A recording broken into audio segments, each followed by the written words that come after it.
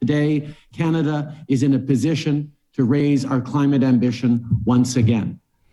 Our new climate target for 2030 is to reduce our 2005 emission levels by 40 to 45%. Hello everyone, welcome back to another episode of Parts Talk. Thank you for joining me. I appreciate each and every one of you. Now, recently, Ford Model E division lost $60,000 on every electric vehicle they sold in the first quarter of 2023.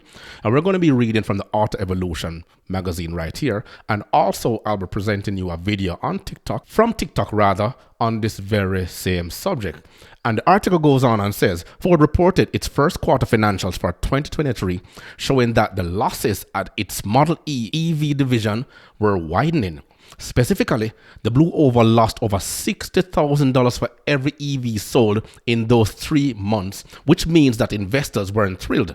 Even though Ford exceeded all overall expectations thanks to its Ford Blue and Ford Pro Legacy division. However, jumping into EV so soon, which have been iterated over and over on this very channel, is not the way to go at this present time. And the first video I showed, our Prime Minister here in Canada jumped on the bandwagon, following everybody else in the EU and on the south of the border, our neighbors, of course, trying to put his foot through the door to say, hey, they're playing a very big part in emission reduction and saving our environment. But instead of looking at the data out there, then I think they did themselves a big disservice. This was also the fact that Ford also made a decision that they were going to cut over 3,200 jobs in Europe and move some of the work into the United States because they wanted to consolidate operations and concentrate on EV manufacturing because it was mandated. Top news right now, Ford's electric vehicle division is suffering severe losses, with each vehicle sold costing the company roughly $60,000 in losses. In the first quarter of 2023, the division lost $722 million while selling only 1,200 units, bringing the total yearly losses to roughly $3 billion. Well, the company expects to begin turning a profit by the end of 2024. Many experts warn the division's decision to go all in on electric vehicles is a tremendous risk that requires ongoing support from government subsidies. Private analysts predict the total cost of green manufacturing subsidies under Biden's Inflation Reduction Act to exceed $1 trillion, with subsidies for electric vehicle battery packs alone topping $130 billion. Stay tuned for more breaking news from Next News. So there you have it. Based on what is said here, Ford has to be dependent on government subsidies in order to keep the doors open for this green revolution that is taking place, and not necessarily went ahead and did the necessary adjustments, because all they had to do was to put their foot down and said, look, this is not possible at this point in time. We need more time to do the necessary research, and we need more time in order to get things going. But because they want to please everyone, we're living in a society right now where everyone who has an opinion feel that their voice needs to be heard, and that we also have the need to satisfy them. Hence the reason we're in the pickle we are in right now. But personally, in my humble opinion, what Ford should have done is look around to see what the other manufacturers are doing. But hey, they wanted to compete with Tesla and try to do what Tesla is doing. Not everything entirely. However, what they fail to understand is that Tesla is not a car company. Tesla is a technology company. Hence, they put a lot of technology into their cars and roll things out efficiently, because what they try to do to keep the doors open, you'll see what Tesla does. They raise their prices, lower their prices. They lower the stock, they raise the stock. And they all do this in an effort to keep the door open and for customers to keep buying their cars. So they keep the prices low for more cars to go out. Then they raise the prices again in order to capitalize on the differences as time goes by. Let's look at what the competition is also doing. And did you know that Toyota began cutting down on fossil fuel powered vehicles back in 1997 when it first rolled out the Prius? They've been on the eco-friendly train for a while now. But they're not the only ones. Automakers all over the world are working to create environmentally friendly cars using solar energy, electrical energy, and hydrogen power. It's not just about saving the planet. It's about providing energy security, improving air quality, and minimizing environmental impact. In other words, emission reduction was always the key to go, not a full onslaught of electric vehicles running around and also helping to destroy the environment. And once produced, hydrogen is also efficient and cost-effective to distribute.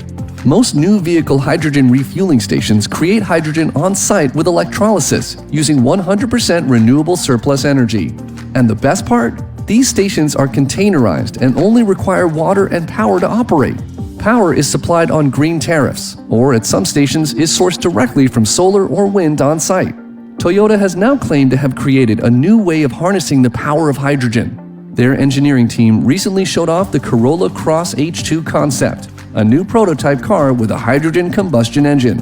Toyota has been working on a new car with a hydrogen combustion engine different from the fuel cell technology that powers its last hydrogen-powered car, the Toyota Mirai. The concept of powering an internal combustion engine with hydrogen is not a new one.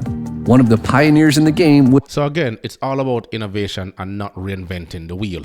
Look at what the competitors are doing and try to improve on that. So Toyota has this system called Genchi Genbutsu. You go look, go see, and then you report back your findings and to see how best you can capitalize on such innovation. German automaker BMW, which introduced the 750 HL back in 2002, followed by the Hydrogen 7 in 2005. BMW's Hydrogen 7 was based on a traditional gasoline-powered 6-liter V12, but with some modifications to burn hydrogen as well as gasoline. It's a dual-fuel engine. And just to make it even cooler, only 100 of these bad boys were ever produced. But it had some of the worst downsides. For starters, it's highly flammable. So you might want to think twice before lighting a match anywhere near your hydrogen-powered car. It's also difficult to process and store. So this doesn't mean you should do away with the problem. They found disadvantages in the hydrogen technology itself, but what they should have done was try to continue to see how best they could improve upon it. And this is what Toyota is doing. They see the problem. The Mirai is out there. There's a countless amount of issues concerning where the Mirai is concerned, and also have a video on that where someone shared some of the advantages and the disadvantages, the pros and the cons of driving and owning and operating a Mirai, and we'll get into that into another video. However, let's go to part 2. A bit of a headache. And let's not forget about nitrous oxide, which is emitted during the combustion process. While it may not be as bad as carbon monoxide, it's still considered a pollutant by the EPA. That's where Toyota comes in. Well, Toyota believes that there's currently no single solution to reducing vehicle emissions or meeting customer transport needs. It's all about delivering the right vehicle to the right place at the right time. So investments have to be made in all areas in order to meet immediate, medium-term, and long. I think it was Bill Gates who once said one of the secrets to his success is timing and depth of vision. Two things that persons within the automotive industry should know about. And what Ford is also experiencing right now is a lack of exposure and experience. I've worked with Ford before, and personally I can tell you a lot of the things that we try to innovate in the dealerships, when our regional team would come down and inspect, they were wowed by some of the innovations we put in place in order to have the dealership running efficiently. Long-term needs throughout the world. And that's where hydrogen comes in, forming an integral part of Toyota's Beyond Zero campaign.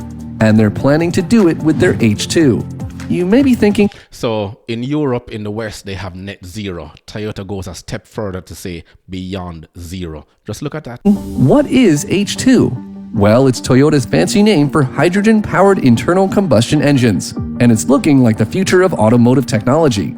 So how does this work? The GR Corolla H2 is equipped with a 1.6-liter turbocharged 3-cylinder engine, but with a twist. It runs on hydrogen. To make this happen, Toyota uses thick, armored fuel tanks to store the highly flammable hydrogen technology, which they picked up from their FCEV, the Mirai. And with just 5 kilograms of hydrogen, the car can be driven for up to 300 miles. And the only thing it emits is 50 liters of water. Talk about environmentally friendly. Yep. Now, let's talk about the power. Toyota has also teamed up with Yamaha Motor to create a hydrogen-fueled V8 engine. That's right, a V8 that runs on hydrogen. And it produces 455... And remember, Nikolai trucks have gone a step further and having the larger components of these engines already inside their trucks, and they have already first mover advantage. 5 horsepower and 398 pound-feet of torque. But the real showstopper?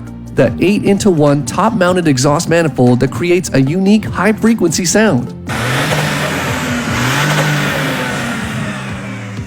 And if that's not enough, hydrogen-powered cars also have a higher range and faster refueling times compared to electric vehicles.